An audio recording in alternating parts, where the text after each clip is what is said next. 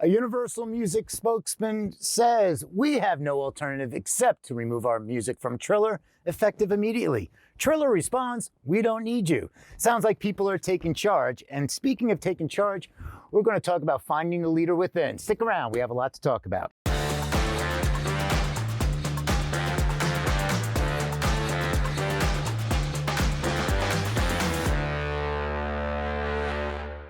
Hello and welcome to Music Industry City's Monday Kickoff, where we offer up important tips for a successful career and get you motivated for the week ahead. I'm Peter Schwing, and joining me is my co-host, Sam. Sam's not here. It's Ayesha Damo at the Duke. Oh my God, it's Monday. I haven't had my coffee. I'm so used to my other rollout. Whoa. All right. If there's something you'd like to chime in about, join us in the chat. I'll leave a comment below. We're going to do the after show. So what happens here is after we wrap up the show, it's about 20 to 25 minutes approximately. We wrap up, we roll the credits, and then magically reappear afterwards. So I'm going to hang out, and we're just going to do this over on Twitch. Okay, so right there, Peter Schwing is on Twitch, and that's twitch.tv/Peter Schwing. So that is the only way to join the after show. So the feed's gonna stop over on Facebook and YouTube and everything, and just come over to Twitch, and we can continue the conversation. And of course, Ayesha and the Duke are, they might hang out, they might have to go. I know everybody's busy, but we can have a conversation. We'll keep it going. So let's get right into this. And Dave. Ayesha, how are you? What's the good word? Dave, I see you're in a studio. What's that background there? Yeah, this is my studio in Brooklyn. It's a recording studio and a print shop, t-shirt print shop. I probably could try to show you the other side, but yeah, there's an oven. But yeah. And there's a keyboard and there's a mixing board. Love it. Love it. Yeah. Every studio should have an oven. I love it. Need it. Right on. So a lot going on, and this whole Universal thing is pretty interesting. Dave, give us a teaser of what you're going to be talking about in a moment. Teaser is, if you're going to make a social media app, make it original. Make it original and don't copy other people's ones and then be all flabbergasted when the originators zoom past you. Right on. Okay, cool.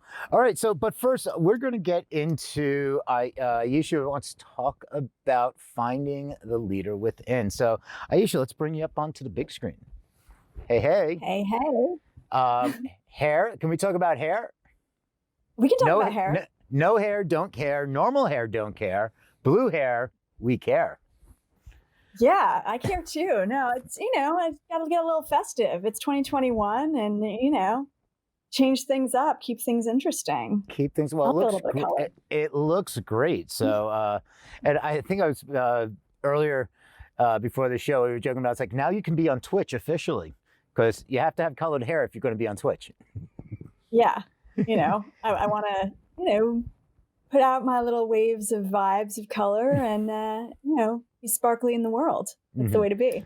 Right on. So what is this, finding the leader within? So tell us, this is something that is a challenge for people. It's like, especially if you're starting out, if you're as an artist, as a creative, whether you're a music producer, performer, anything, or starting a business, you have to kind of take charge of your own career in a sense. And whether you're managing people or not, or you just have to manage yourself and be a leader going through. So I'm going to give you the big screen here so you can take it away, right?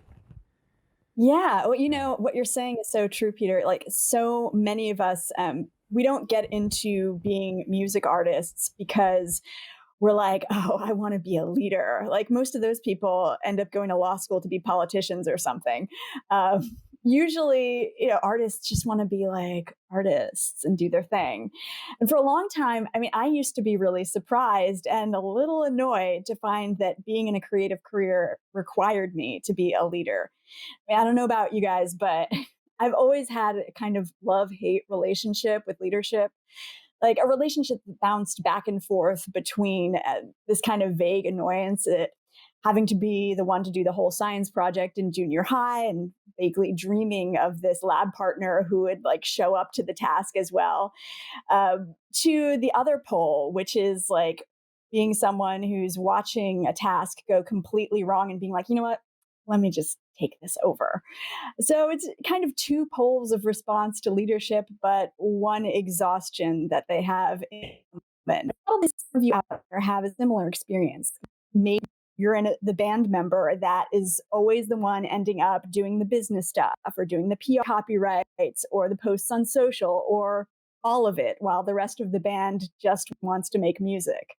Or maybe you're still longing for just a little bit of those legendary days of yesteryear that we've all heard about when people had record labels who did things for them, like actually broke an artist to the public rather than leaving it to you to go viral on the platform of the moment first. Yeah, that. So, yeah, leadership is tough and it's often lonely, and the burdens of it can be just plain unfair.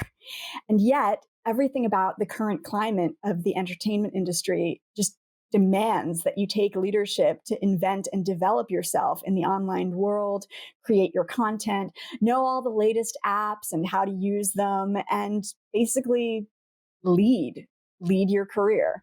So, how do we meet that challenge?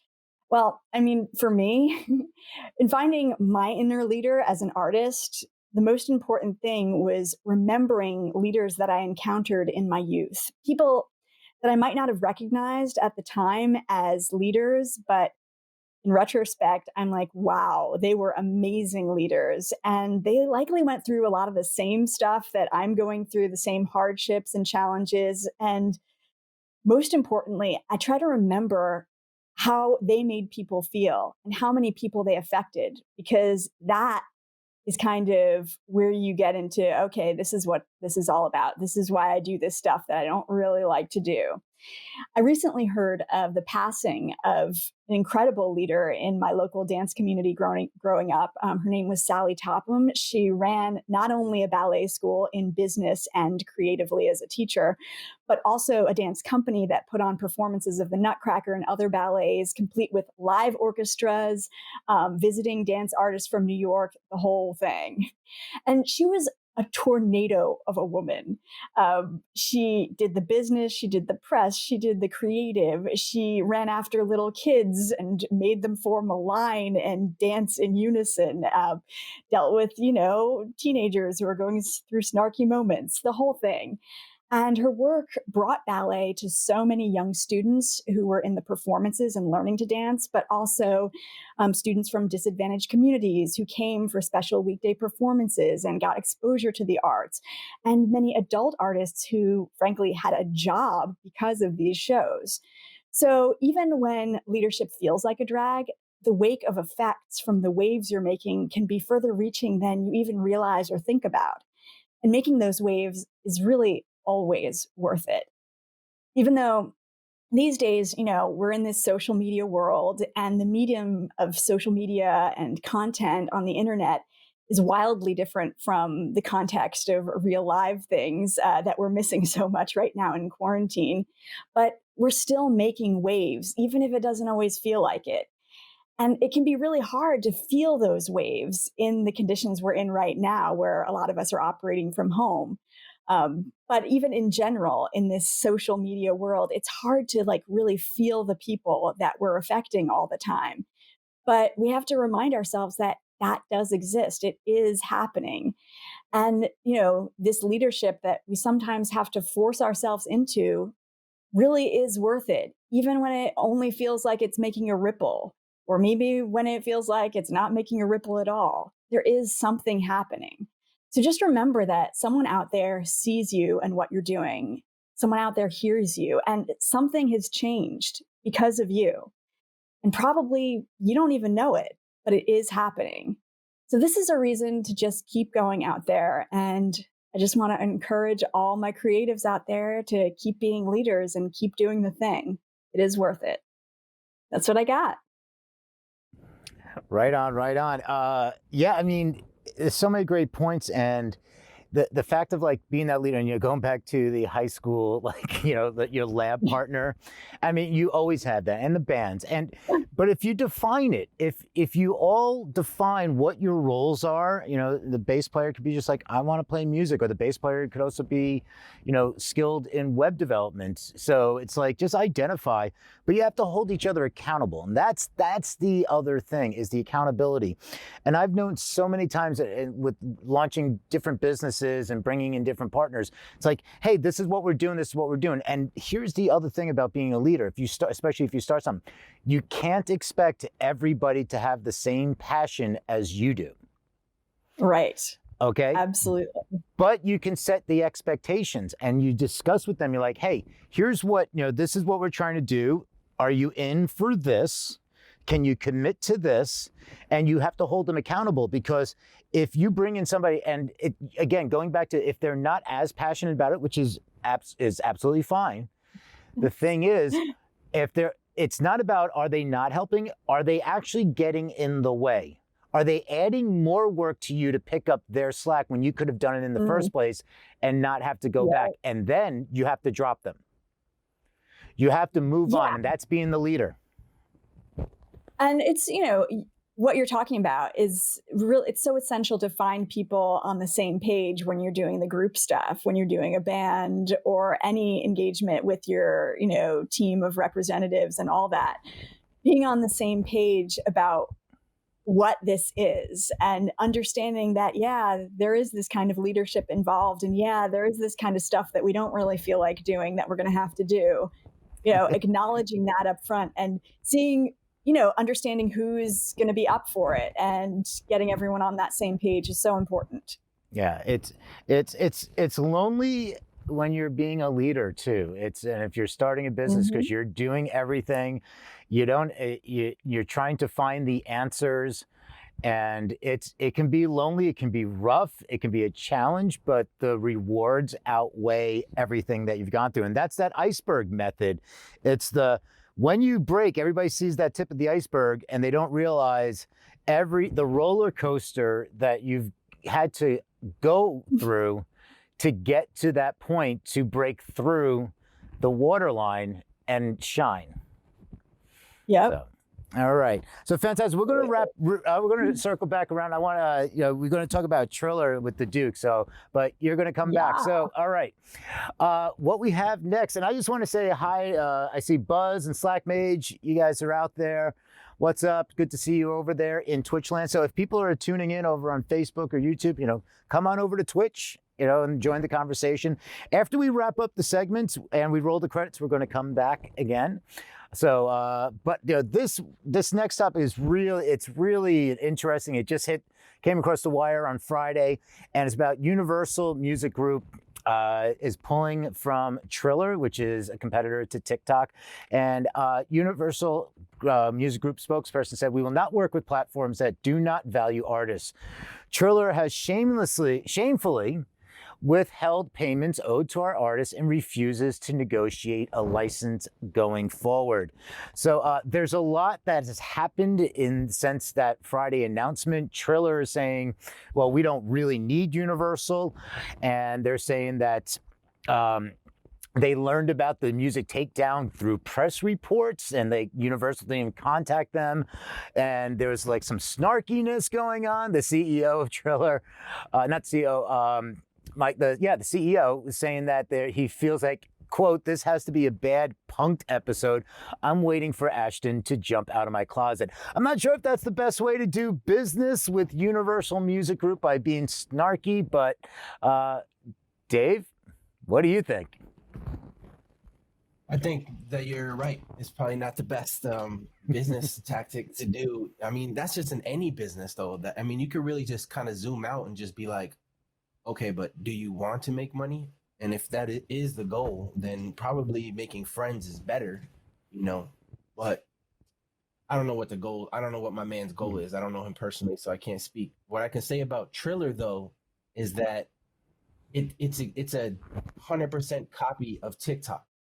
So that already puts a vibe on it where you say, well, the thing that you're actually representing already exists. You know what I mean? So then how can you really come from a place of like, I'm awesome. Like I just did it. Like this is fire. It's somebody else's fire. You took somebody else's fire and you made an app. And I will give congratulations to getting the app on the app store and like, getting it spread around. But if you open Triller and open TikTok, you will see instantly that they are the same app. So it's like Instagram competitor coming out and being like, oh, we just came out with this new fire thing. It's called whatever it is, but it looks exactly like Instagram. It does exactly the same things that Instagram does. All right, now come, let's do a deal. It's like, all right, sure, we can do a deal, but you really got to like lay out the food on this one. You know what I mean? So if you have a bad attitude combined with you not laying out the food, it's going to be tough for your app to really have a long run in the market is how I feel about Triller. But I will say this, sometimes when you sit down with people, they give you a different perspective. Triller might have a vibration going that, let's copy. The strategy could be, let's copy what's already popping. And then in 7 years from now, we'll switch it up. They won't see it coming. If that's the case, I love it. I love Triller. I think it's a great idea. You know what I mean? Lull everybody to sleep with something they already know and then switch it up while you have millions and millions. If MySpace would do this, if they had done this back in the days, all of a sudden just switched into something else, they'd be rocking right now. So Triller, I like it. I started not liking it, but now I like it. I like it and I don't like it at the same time. That's how I feel about it. Triller. It's a little nice Schrodinger cat there, simultaneously liking and disliking. And going back, original apps, I mean, all the apps are trying to be the same as each other. I mean, Twitter is, they added Fleets, which is like Reels, which is like TikTok.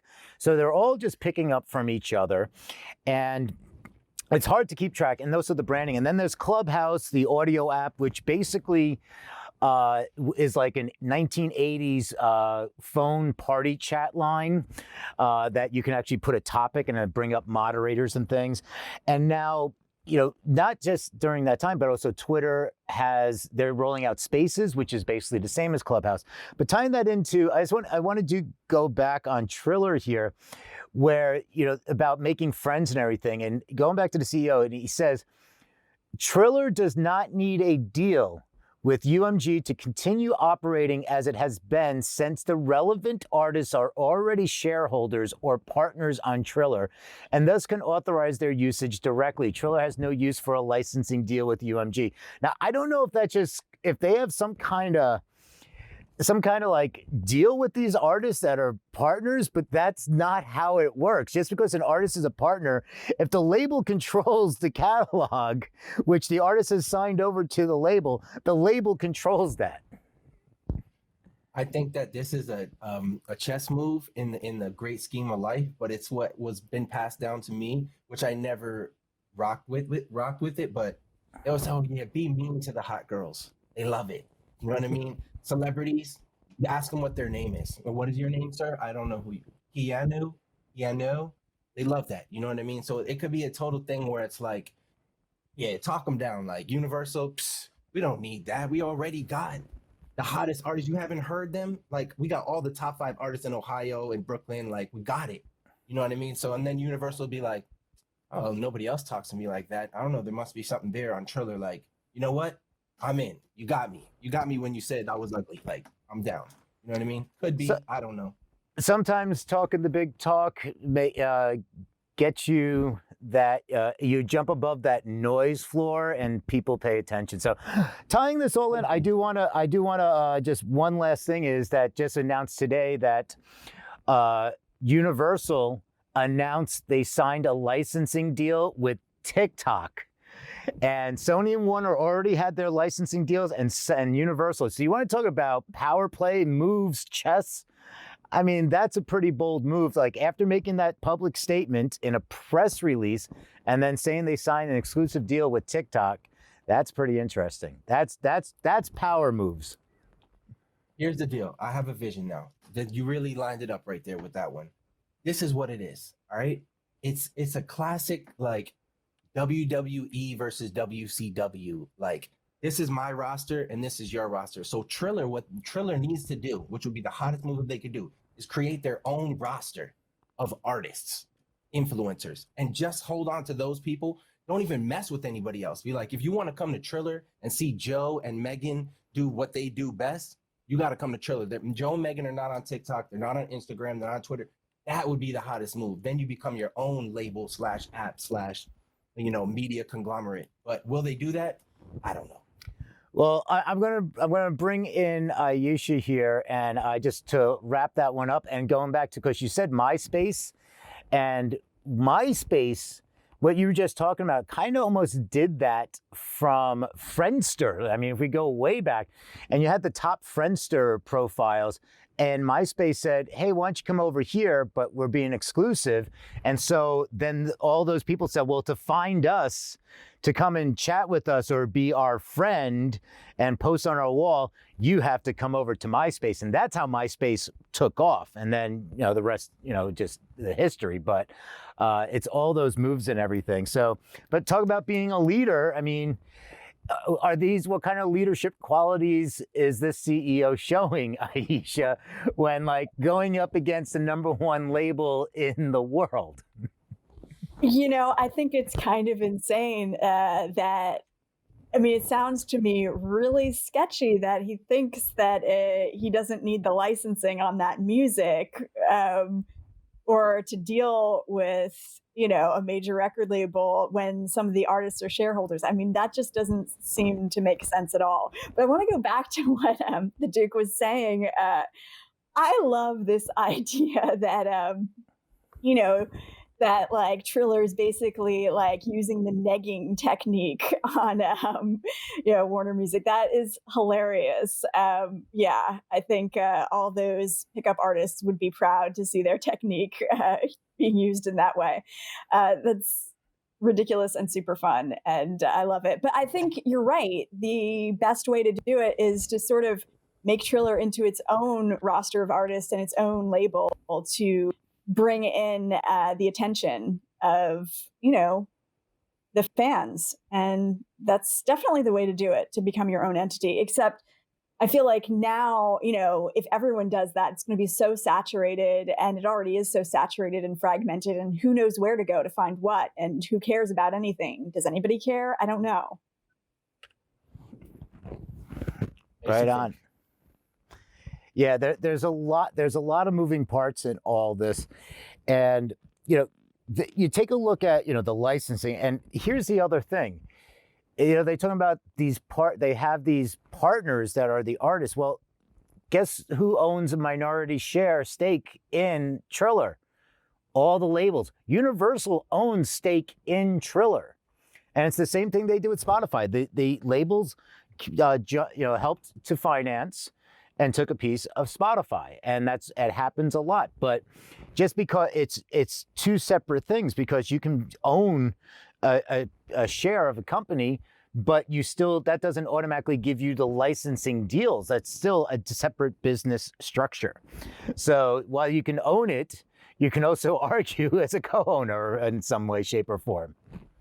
I guess that CEO thinks that because Universal has, some stake in it, that they would want it to succeed. But then again, if they just, gave their exclusivity to TikTok, I don't know. Maybe they don't care that much. Probably the amount that Universal put in is kind of probably a misplaced decimal point, or one extra zero someplace on their balance sheet of what they invested, and just hoping that they would get a return out of it. Maybe some preferential treatment or something like that. But overall, the amount that Universal probably put in, I don't know those numbers, I'm not sure if they're public, is, it's just a drop in the bucket. It doesn't really make a difference. They're kind of looking for a little payout there.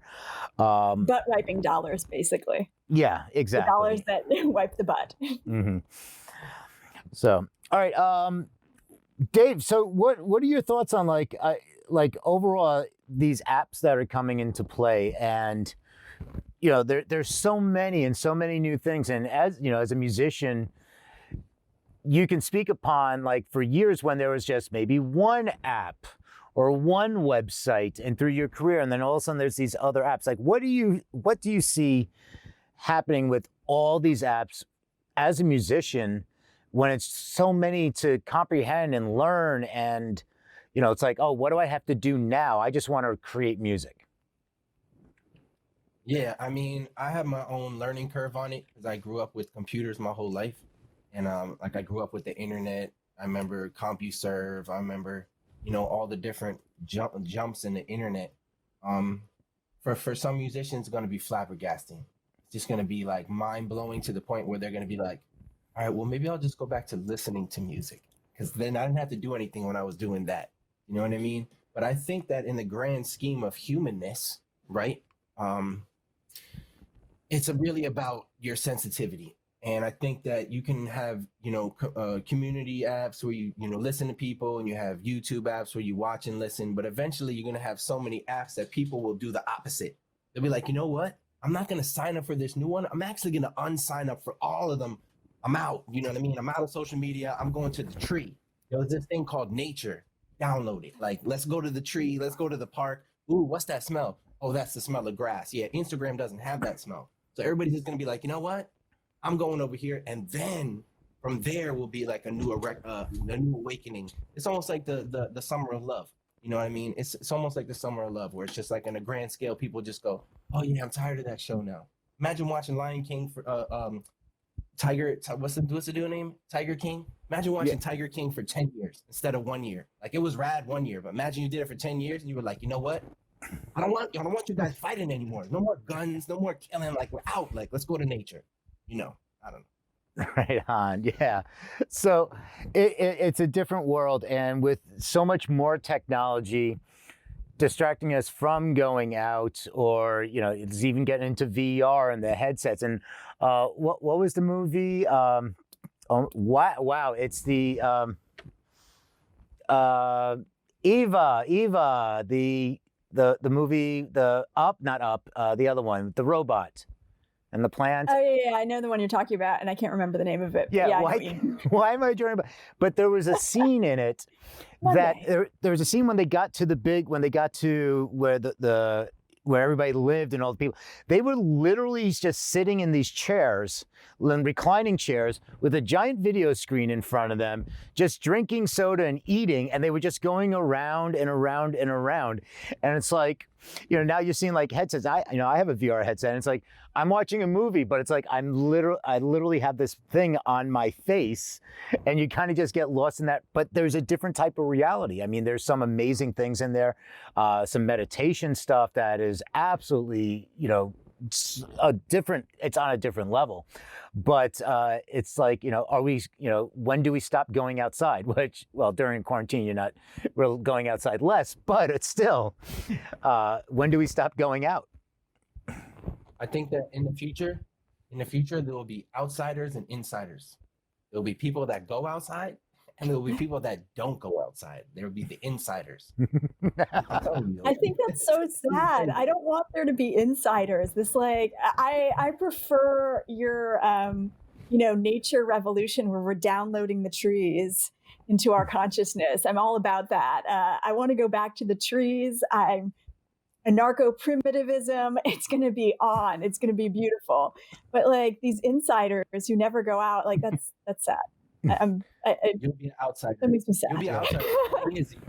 You can't judge the insiders, though. You got to have compassion for the insiders. They want to go out. I do. That's why I feel sad. But then there's going to be the Great Wall, and like everybody's going to be like moving to a different district for the outsiders, and it'll be a whole different communities, and then it'll be Hunger Games. I do want to thank Twitch over here. I want to thank Slack, Rowan's. The movie's WALL-E, and WALL-E. Yes, WALL-E. And I just for some reason could not remember, because Eva. That's all I could remember from it. But WALL-E, thank you. But yeah, I mean, it's really interesting because as I'm doing a rebrand on my personal website, and my thing is, I started looking at it's like, well, here's my digital content, and I want to show what my life is like, because I do things. I talk about the music industry, and I talk about running, because I have the Stories from the Run podcast. So I'm like, how do I rebrand my personal website as a funnel so what I'm doing, and I'm not just the music person, I'm not just the running person.